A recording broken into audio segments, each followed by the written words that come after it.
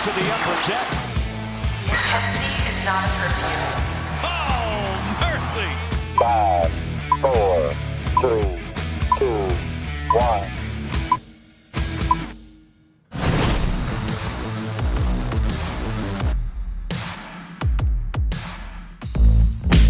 Another beautiful day at Oriole Park at Camden Yards for some Friday night baseball. Orioles and Blue Jays going at it tonight. Game 2 of this weekend series here in Baltimore. Welcome into MASN All Access. I'm your host, Paul Mancano. Later on in the show, we're going to bring in some Orioles of the future, talk to a couple Bowie Bay Sox. But for now, let's talk about tonight's matchup. Aaron Brooks taking the ball for the O's. 6:30 coverage begins on MASN. Brooks has been okay as of late, just 4 starts, so small sample size with the O's, but the O's have backed him offensively. They have won 3 of his 4 starts while he's been in Baltimore. You see his stats in those 4 games. ERA just a bit inflated, hasn't racked up a whole lot of strikeouts, but he has kept those walk numbers down. And of course, the most important thing for Brandon Hyde's starters is that they go deep into ball games. He's going to try to do that tonight against a Blue Jays team that has been decimated by trades, especially with the trade deadline happening just a few days ago. So Aaron Brooks on the mound tonight as the O's take on the Blue Jays. Now let's get to that interview I just teased with the Bowie Bay Sox. I talked to a couple left-handed pitchers yesterday who are tearing it up. Sub-3 ERAs for both of these guys, Zach Lowther and Alex Wells. They were up here in studio yesterday. Take a look at this interview. I'm sitting down with 2 Bowie Bay Sox and 2 southpaws, Alex Wells and Zach Lowther. Guys, thanks so much for coming up to the studio. Yeah, thanks for having us. Thanks for having me. You guys having fun on your trip around Oriole Park at Camden Yards so far? Yeah, it's been cool. Yeah? Good to catch up with a couple guys that I know in the big league clubhouse. So Oh, yeah? That was fun. Who's that? Who'd you catch up with? Dylan Tate and Yacobonis. Nice. Yeah, Dylan Tate making his major league debut a few days ago. Nice. Right. Awesome. Well, the trade deadline just passed, by the way, yesterday. I just want to know from the minor league perspective, we've heard, I remember Justin Verlander was tweeting, all the major league players are refreshing Twitter. Is it the same way in the minor leagues? Are you guys constantly checking Twitter to see how things are shaking out on trade deadline day? Yeah, I mean, you kind of get the feeling that anything can happen. My first year, we saw a minor leaguer go, and so really it's just like that tense feeling that you're always wanting to be like, did something happen? And so as soon as it's over, it's kind of a sigh of relief, but it still happens in the minor leagues. Yeah. Well, you guys have been crushing it in the second half of the season so far. For those who don't know, the season is broken up into 2 halves. You were starting to really catch fire at the end of the first half, and so far in the second half, you guys are 29-11. What changed from the first half to the second half? I think just getting used to playing AA baseball. I feel like the guys are more accustomed to it now and more comfortable about the way they go about their business and settled in good and just finding the groove, and we're on the train. We're rolling right now. Yeah, how about you, Zach? I think it was the hitters kind of getting their stride. A lot of them, it was their first time in AA, so that jump is pretty big alone, and hitting's always going to be a little bit behind pitching, just because once we break camp, it's kind of all right, let's get accustomed to the colder weather and get back into our swing. So, once they got going, it was off to the races for us. I think our pitching staff did a great job early in the year of, keeping us in ball games. We didn't start off great, but we were able to kind of keep it going. Once they started hitting more, it was like everything was just clicking on all cylinders. Yeah, and now you guys are starting to rack up wins too for your individual pitching stats. And you guys both have appeared on MASN All Access before when we went down to Bowie. Zach, this is your 3rd appearance on MASN All Access. We came on June 12th, and I looked up some stats. Since we made that appearance down there, since both of you guys sat down on MASN All Access, Alex is 5-1, and Zach is 6-1. So I just want to say, you're welcome, really, for giving you guys success. No, but you guys have been really consistent all year long. Let's start with Zach, because you are great at not allowing home run balls. A lot of ground balls, a lot of strikeouts. What is it about your pitching style that doesn't allow for home runs? Because you're only allowing 1 home run every 2 games, which would be second in the big leagues if you were to be pitching in the big leagues right now. What is it about your game? I think it's just the idea that I'm attacking guys and I have the deception part to my delivery, so they might not pick it up right away. But honestly, when I miss, I'm trying to miss in good locations. Okay. So as long as I can stay out of the part of the plate, then I'm going to have more success than not. But just being able to do that as many times as possible is something that you work on all week. Yeah, and the fact that all guys now, it seems like, are focused on hitting home runs, the fact that you are kind of bucking that trend, is it the fact also that maybe you keep the ball down a little bit more, or is it something else that you think that you've done purposefully to stop that? Just working my pitches. You get the scouting reports on guys, so you see what their strengths and weaknesses are. So just being able to kind of use their weaknesses and your strengths to your advantage is something that we take a lot of pride in as pitchers. So if the guy can't hit a changeup, I'm going to feed him a bunch of changeups until he can. So more times than not, that's going to go my way. Well, it helps them certainly to have a good changeup in your arsenal too at that level. That's pretty impressive. Alex, you are coming off a very good outing, 7 strikeouts in 7 innings against the Reading Fightin' Phils. Just 1 run allowed in that game. You've gone deep in a lot of games. You've gone 7 innings or more, I think 6 times this season. Mm-hmm. Is that something that you focus on, being able to go deep into games for your club? Yeah, absolutely. I like to pitch deep into ball games. It gives you team a chance to win, and I like to make sure I get my pitch count right up there and making sure I'm in games longer and being versatile, getting early count outs and getting weak contact, and that allows me to go deep into ball games. Yeah, that certainly helps at that level, I'm sure. Of course, you have a twin brother who is also in professional baseball. Yeah. Is it the Minnesota Twins organization? Is that where he is? With the Twins. Could you give us a scouting report on what your brother brings to the table?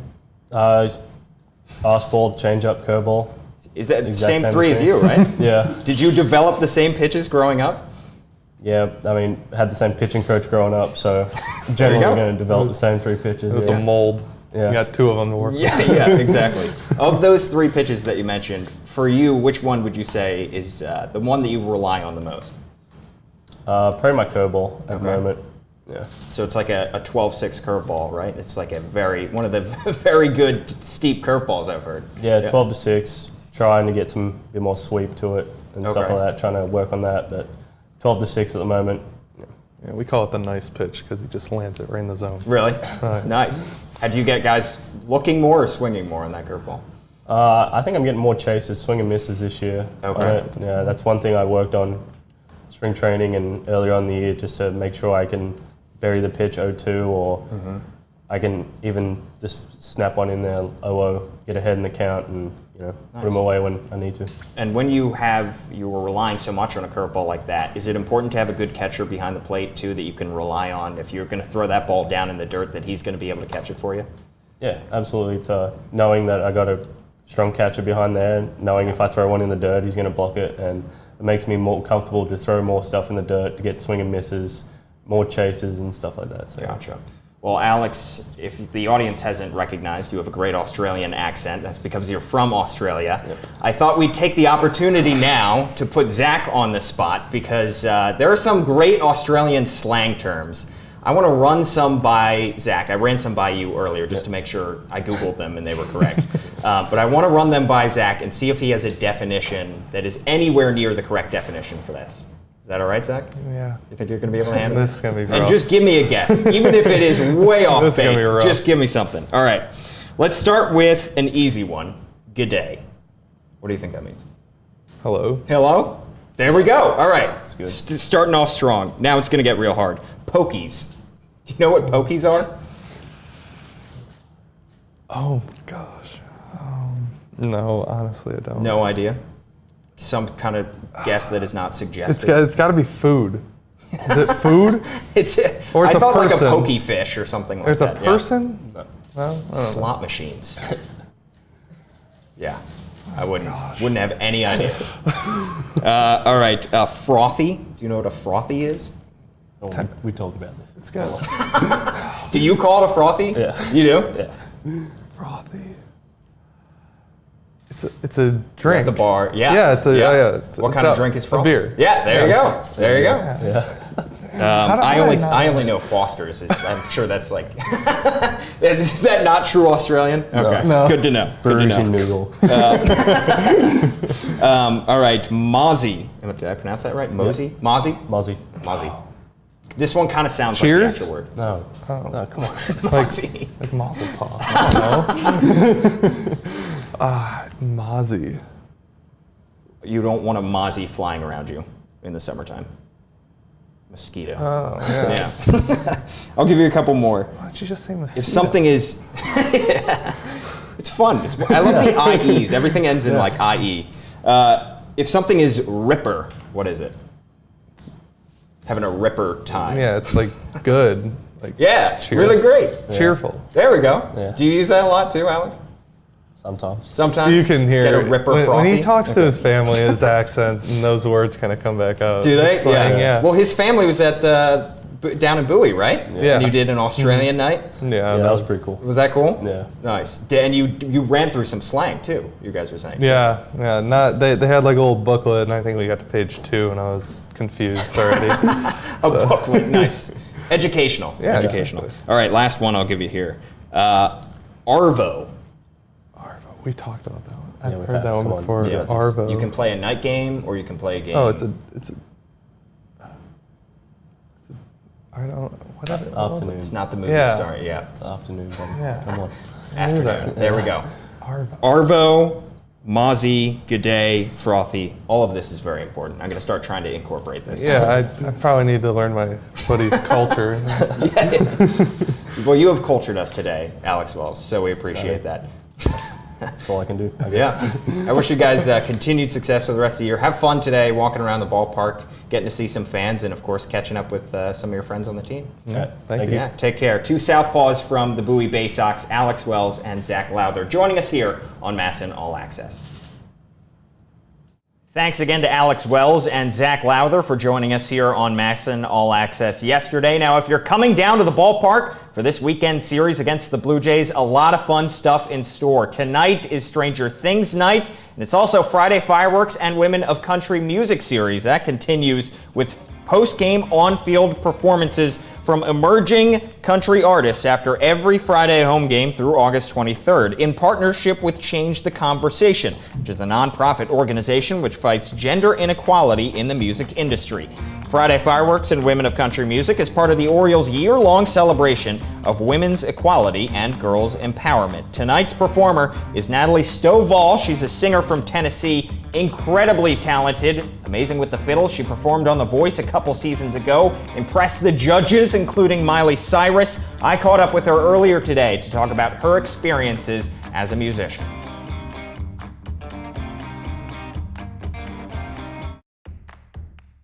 There is no better place to walk and talk, in my opinion, than the concourse of Oriole Park at Camden Yards. And I am joined now on this walk and talk with Natalie Stovall, who is performing tonight. Yay! After the game. How excited are you? I'm so excited. This is the first time that I will be singing in this stadium. Wow. And so getting to sing the anthem and O Canada for the first time. I've never sung the Canadian national anthem. And then getting to perform a set during the fireworks. I mean, come on. Yeah. It's awesome. You've had a tremendous career already. How did you get into country music at such a young age? Well, I grew up right outside of Nashville. And so that's, you're kind of in the middle of it all the time when you're in Nashville. Yeah. But they were looking for kids to perform in a kids show out at the Opryland theme park, and I auditioned and got the job and have pretty much found a way to be on stage ever since. You So have. That's, yeah. You were on stage at The Voice as well, and Yes, you were I performing in front of judges like Miley Cyrus and Adam Levine. What was that experience? It was a roller coaster of emotion. I mean, all the things that I've been able to do in my career, that was one of the most nerve-wracking that I've ever been a part Really? of. Yes. And I think part of it is they have you sequestered for a really long time, and it's just such a heightened sense of what's actually going on. You just, Yeah. everything feels like such a big deal. So It was a wild ride, but I'm glad to be back to being on the road like I'm used to. Yeah, you are used to that. This is the stuff that I like. And so. you and your band, The Drive, have performed over 200 times a year. You're on the road constantly. You're road warriors. Yeah. What is that like, being able to perform so many shows in so many cities across America? It's all I've ever wanted to do. And I'm so thankful that I'm in a position where I'm able to still make that happen. Yeah. You know, of course, I'm not where I want to be yet. I still want to see that grow and get bigger and bigger, but there's such a need for music, and there's a need for women in music right now, especially in country, and so I'm happy to just keep playing as much as people will listen. Well, I'm glad you brought that up, because we did walk under the National Women's Party exhibit. What kind of advice would you give to young women who are looking to break into your industry? Oh, just find any way that you can to perform, to write, whatever your interest is, because there are different aspects to it. There's writing, there's performing, and there's working on your craft as a vocalist or an instrumentalist. But for me, I would perform anywhere people would listen. It didn't matter if I was getting paid. My mom used to take me to the park and have me play my violin practicing. You know, I would play the fiddle in the park because if she couldn't get me to practice unless people would listen. Right. You know, when I was really little, once I realized that people would listen, then I was like, I'll play all day long. But, you know, it's about putting in the hours. People say it takes 10,000 hours to really hone in on a craft, and there's no shortcuts to that. Yeah. You just got to do it. And it's worked out for you amazingly, because you were tremendous with the fiddle as well. Thank you. Where did you get that style? I saw you on The Voice, obviously, dancing around with the fiddle with such energy and singing at the same time. Yeah. How did you develop that style? That really is just doing it for so long. I mean, I used to be a little more intimidated by playing and singing at the same time. That's really hard to do with the fiddle, because you're supposed to hold it with your chin. So it's not like playing a guitar where you can sing and play at the same time. So I've had to learn all the little tricks of the trade. You know, if my classical teacher saw me today, she would not be happy, because the form is not correct. Right. But you find ways that you can incorporate. I love incorporating the fiddle as much as possible. It's not, you know, used as often in country, which is strange these days.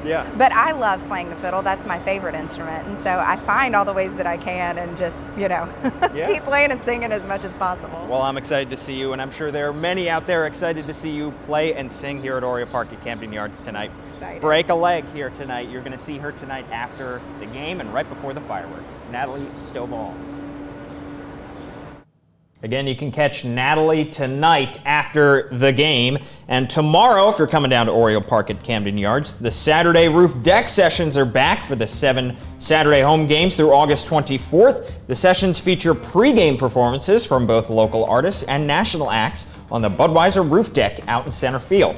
They're unique performances, and they're broadcast throughout the ballpark, while fans looking to get up close and personal with the performers can access the roof deck with any game ticket on a first-come, first-served basis. Special happy hour pricing on select beverages are also available exclusively on the roof deck from the time gates open until the scheduled first pitch. A complete lineup of artists and additional info on Saturday roof deck sessions can be found at Orioles.com/music. And tomorrow's performer is Reverie Lane. Incredibly talented duo. Before we get out of here, I do want to remind you we have a podcast. Myself and Bobby Blanco are the two hosts. You can find our podcast on Apple Podcasts, SoundCloud, Spotify, Google Play, anywhere you can find the podcast. You can find the MASN All Access podcast. We talk a little trade deadline. The Orioles sending Dan Straley to the Phillies for cash. Was it enough? Were there other trade chips that should have, could have, would have been dealt? We broke it all down on the MASN All Access podcast.